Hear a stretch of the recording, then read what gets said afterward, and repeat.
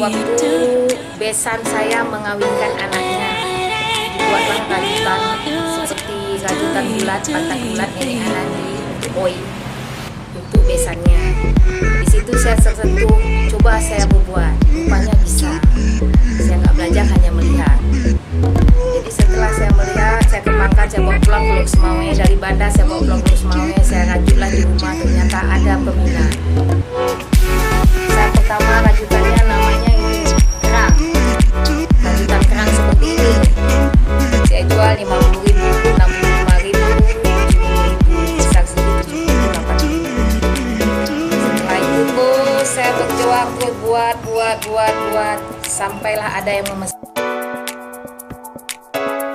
Ada peminatnya. Sampai detik ini berjalan 1 tahun lebih ini ada peminat. Walaupun ada yang lain-lain lagi, tetap peminat ini. Karena mereka membuat untuk pengajian, dibawa ke masjid untuk sholat, isi mukena.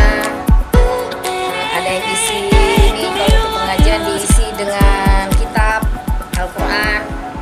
Jadi itulah yang saya buat.